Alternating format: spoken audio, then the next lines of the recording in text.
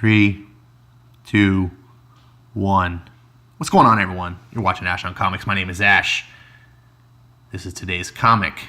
This is Stan the Man. How's it going, Stan? Good to see you. Thank you so much for all the great times and comics you've given us. Thanks for this hobby. I mean, I know you didn't invent comics, but you pretty much made comics an American icon. This is Fallen World number 1 by Valiant Comics. Dan Abnett, Adam Polina. Oh, look at this sweet, sick-ass cover. This was requested that I do a review on, so I am answering that request. Sorry, I don't remember the individual's name that requested it, but you know who you are. I have to admit a couple things here. First of all, I'm a huge lover of all things samurai, feudal Japan. I love all this stuff. But I say this kind of embarrassingly, I've never read a Rai comic in my life. And it's kind of sad because I've read other Valiant comics and I've wanted to read Rai. I don't have a really good answer of why I haven't. But I'm definitely going to go check out the beginning of New Valiant, which started in 2012. The Rai run by Matt Kint, I believe, who has just completed the latest EXO run. Fantastic. I've heard nothing but astounding things, and I don't want to get bogged down with the old school Valiant, which I totally skipped back in the 90s. I know a lot of people love it. I've heard great things. I'm sure it's great, but if you're going to reboot your universe, me as a new guy, I'm not going to go back and learn. Anyways, I'm just going to follow the new Valiant. So, when I review this book, understand, old school Valiant lovers, that you're going to hear a review and opinions and perspectives of someone who is not a Rai aficionado. I'm probably going to get things wrong. I'm probably not going to know things that seem obvious to you, whatever. However, that also still has a valued perspective in the fact that every comic should be written as if that's the first person's comic, right? Everyone has to start somewhere. And for me, this is my start on Rai. So I shouldn't have to be a scholar of 20 years of Valiant comics in order to get Rai. Hopefully that's not the case. We'll see. Fallen World number 1. What's going on? Come on, comic. Jeez. Pretty sick. All right, so we start off with, listen. Hear the story of the great disaster, the tragedy of New Japan, and how it was betrayed and fell. So I know enough a little bit just from hearing people talk about it that 4001 AD, which is the not necessarily alternate timeline of Valiant, but it's sort of like the alternate narrative, or the secondary narrative that Valiant had. It had its present day narrative, and then it had its 4001 AD narrative. It's kind of like if Marvel and you have Marvel 2099. Or I think DC has their year 3000 stuff. Anyway, similar to that, right? So you got the Valiant universe in the year 4001, which has some characters that people know. My understanding is that Rai is only a future character. He is not a character from the present day Valiant, although some present day Valiant characters continue on through 4001. We get this little backstory here through this narrative about Japan. Japan had a catastrophe once sometime in this future's past, and they built a new Japan, which is a giant space station. Some sort of catastrophe happened. And there was a father who built everything, but the son betrayed him. Son is Rai. All this sort of stuff. The book kind of expedites to get you, the reader, into the story, and also not waste time for fans who know all this already. So 1.5 pages brings you kind of up to speed. I appreciate that. Tells me enough that I need to know. So we get the space station falling, bits and remnants falling, helpless population struggling to stay alive, calling out into the darkness for help, for salvation, for Father, listen, listen. And then, speaking of Valiant characters who live on into 4001 AD, we see Bloodshot. Anyone, please, hello, hello. Is anyone else alive? Are there any other sectors out there? We need urgent help. So there's all these voices that Bloodshot's hearing. Now, I have read some Bloodshot, but I am also kind of a Bloodshot novice as well. So Bloodshot has these nanites in his blood that make him kind of superhuman. His ability to he has super healing and things like that. But I think it's called positronic. Anyways, this technology, I believe, is what is allowing him to hear this. Because in this future, there's lots of people with the positronics. They call them posies. I'm thinking that's what's happening. If you are more knowledgeable about some of this stuff, by the way, feel free to educate me in the comments. Normally I rely on Eric Breen, but I don't think Eric Breen is a Valiant aficionado, so he's not going to be able to help me right now. Same with Sergeant Bats. Maybe Bats might know a few things. I don't know. So if you know anything and I'm like, oh Ash, you're missing it, feel free to educate me. I love learning. It's part of why I do these videos, right? To just talk to you guys and share my love for comics, but also get caught up to speed when other people have been reading for 20 years. So this is pretty cool. Earth 4002. This is another thing I appreciate with Valiant, labeling their time. So this is no longer 4001 AD, which has been the long-standing future. Valiant has decided to tick it up a year.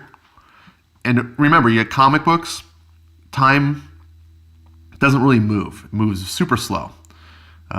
This is a thing that comic book aficionados understand.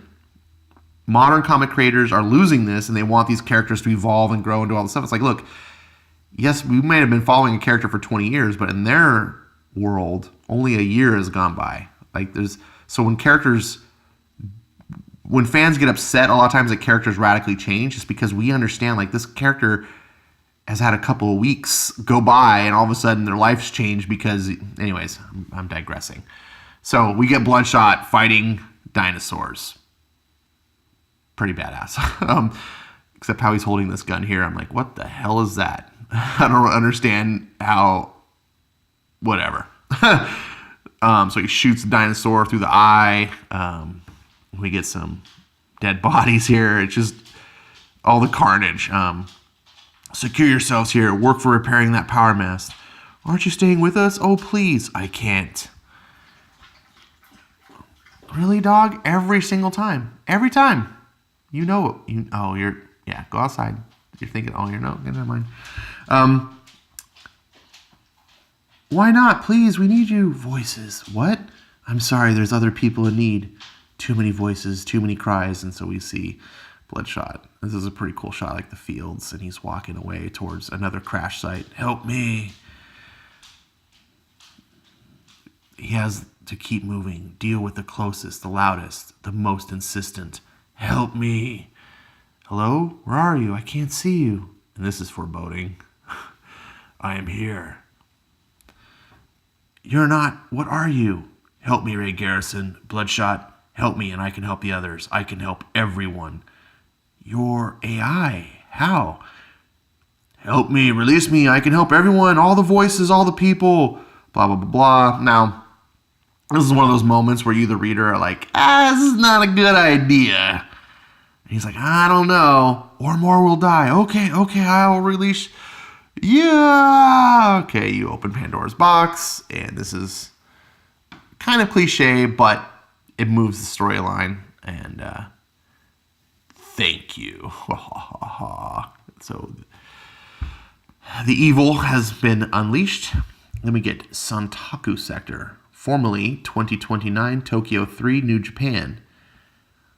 I don't necessarily understand what this is. Why it says formerly. I don't understand formerly 2029. It seems like a year.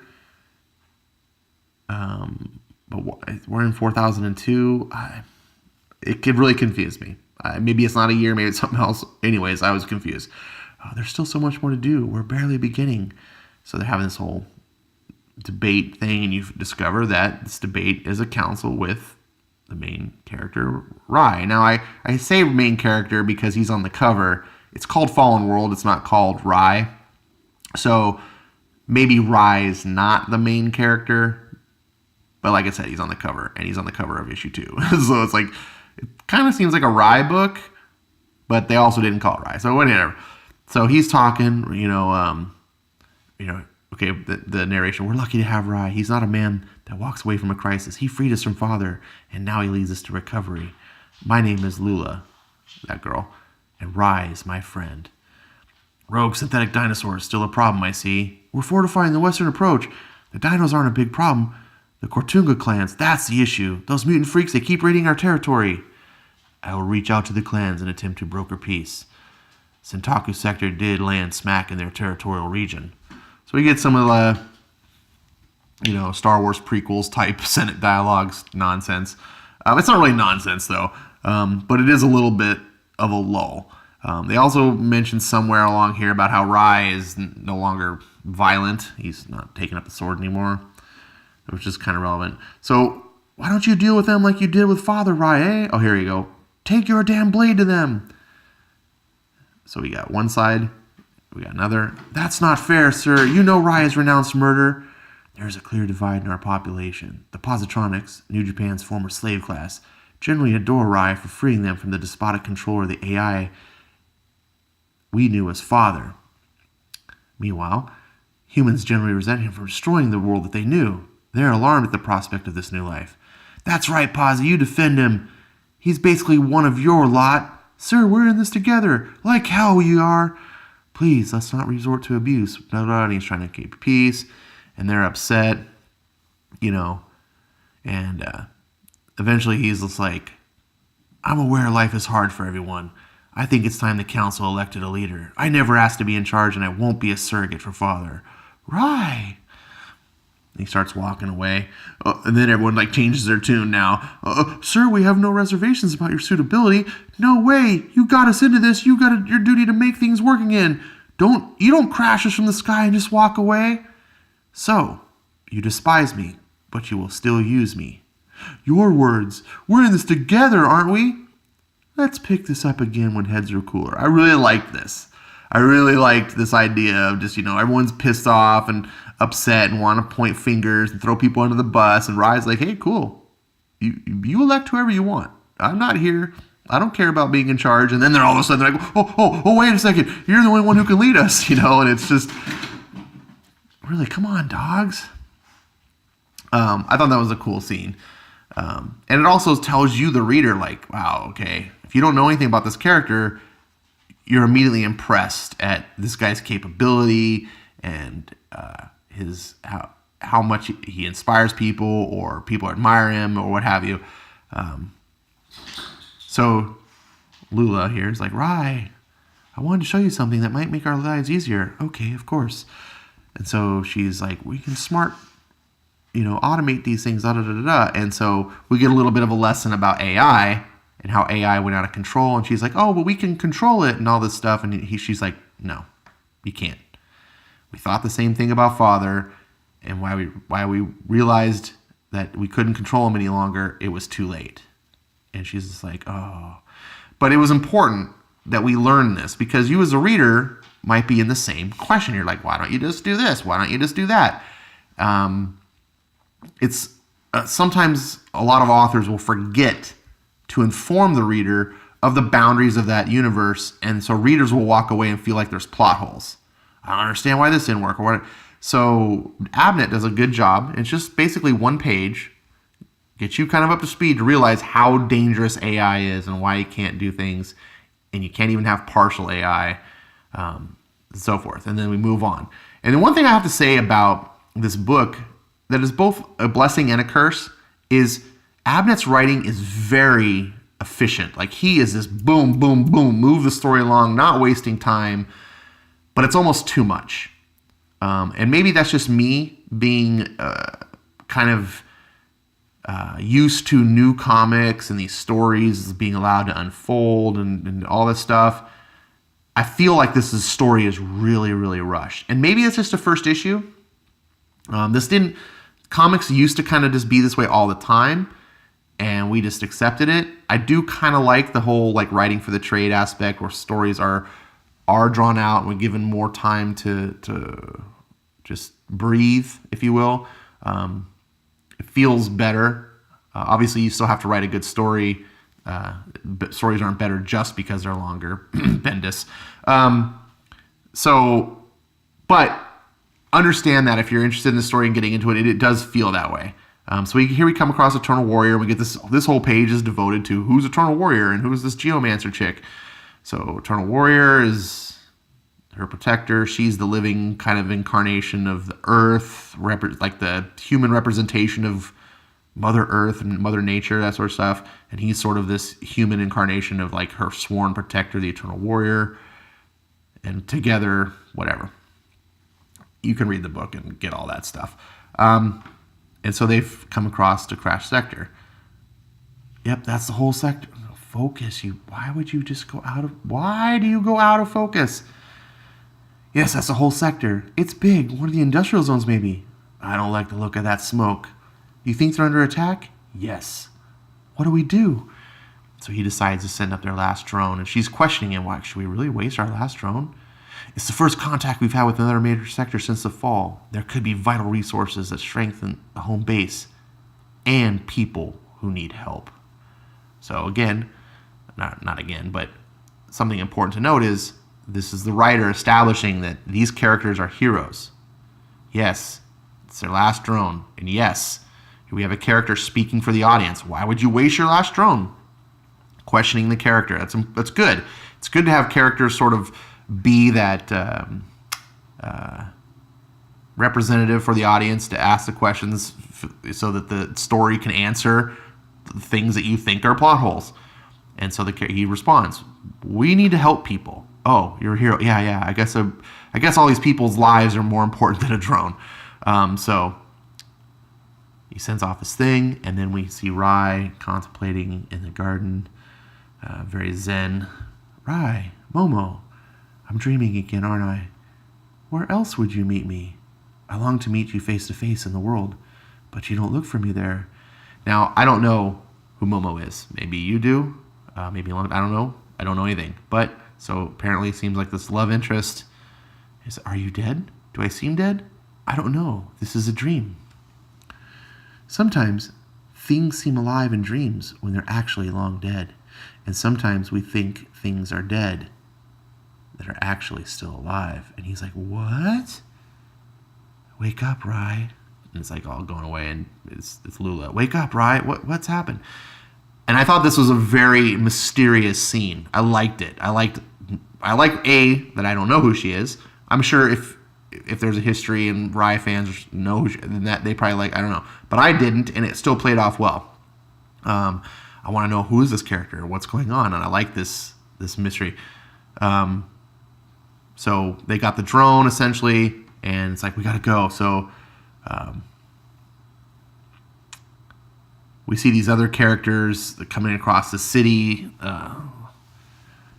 and they're acolytes of the father, and they want to bring this stuff back. I like the cool samurai outfits.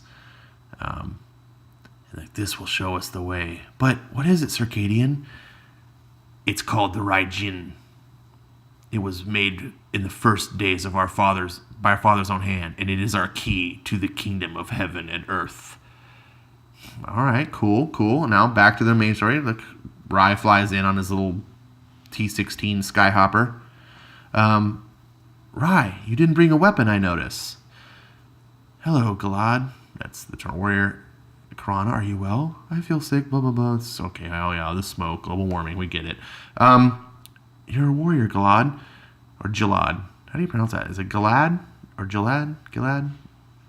Someone tells me. Comments. There's comments. You can type, and then you can hit enter, and it'll appear. So, you were once... So were you... You're a warrior. So were you once upon a time. Here, take this. Fortunately, Eternal Warrior's got all sorts of weapons, so he gives Rai a sword. And they go to investigate. They find a lone survivor. And he talks about how this person came and killed everyone, and da-da-da. And he's like, who is it? I don't even know. So they go to investigate. What are we looking for? I don't know. A tech scavenger, I suppose. Not from the sound of that posy kid's story. He's just a kid. No need for the qualifying slur. Now, this is overall a pretty good book. But this panel, I was like, really? First of all, two badass warriors don't talk like that. Come on, Abnett, you know better. Not from the sound of that Posy Kid's story. You don't need a qualifying slur. That's how SJWs talk to each other. That's not how two badass warriors actually talk. Maybe if this guy was just nonstop being like, Posy Kid, Posy Kid, Posy Kid, the other guy'd be like, dude, enough. Shut the fuck up about your dumb Posy Kid. I don't want to hear it. Like, that might happen. But just like a one time, I don't know. Yeah. The book isn't bad at all. This is the worst it ever gets. Abnett's really doesn't strike me as a big SJW guy, but it just was like, needle scratch, just like, oh, it just didn't need to be there. So they're running around looking this way, and they go, and we come to a familiar spot. Remember that thing? Thank you. That is two offspring recovered. Only 10 more to find, and I will be whole. Ugh. And they're like, what the hell? Dear God, bloodshot. Hello, Galad. Hello, Rye. And they're like shocked. Father? And he immediately draws a sword. Yes, if you wanted me dead, traitor son, you should have done the job properly. To be continued. All right. So we got writer. Here's all the credits. If you care. Focus. You can do it, camera. This was a good book. Rise of the Fallen. I unfortunately don't have an expert knowledge on Rye to bring you that perspective, but just reviewing a comic book on its own merits, and like I said, does it deliver? If you're a person like me who's never read and you're just curious, you want to pick it up, does it give you something? Are you intimidated because you're like, I don't really know much about the Valiant universe, so maybe I don't know if I want to dip my head into this? And by all means, you can. I knew a little bit because, I'd been around comics for a while, so I remember Valiant originally, and I had a buddy that collected that. But like I said, I've never read a Rye comic in my life. I've read a little bit of Bloodshot and some XO. My Valiant knowledge is not extensive at all. And I enjoyed this book. Disclaimer, I very much enjoy apocalyptic type settings like this, a Mad Max type setting, ruin nation, characters trying to rebuild society. I do like that type of setting. But I don't think that's a detractor if you're not a fan of those type of settings. I don't think you need to be a fan to enjoy this. It still has common themes of characters who are heroes trying to help people in need. And you got villains and everything. Like I said, the only really fault of this book I have, but it's kind of a necessary evil, is the rushing of the narrative. It just feels crammed. But I hesitate to really call that a negative because it does serve a purpose that's good. I'm kind of glad that they didn't spend 3 or 4 issues telling what this one issue told, right? It just gets everything out of the way and says, okay, boom, boom, boom, boom, boom, boom, boom, boom, we got it done. Now we can get to the actual plot and the story we want to tell, and we know that our readers have all the knowledge that they need. That's where at least I'm assuming. Now, if the book keeps doing that, even after it's informed us, I'll review in forthcoming books. But I'm glad I picked this up to read it. I'm glad that it was recommended or requested for me to review it. Hopefully, you found some value listening to me talk about it. And if you have read it, or if you know about Rye and you want to inform me about things I didn't know, you want to give me your opinion on the book, please do. I'd love to hear. And I'll see you next time. Thanks for watching. It's time for another Jail 8 webcomic, number 42, by Yale Stewart. Men. I'm not really sure about this new suit. What do you mean? I don't know. It just doesn't really feel me. Huh? So, cool, trendy, intimidating, stylish, awesome. You're right. That's not you at all.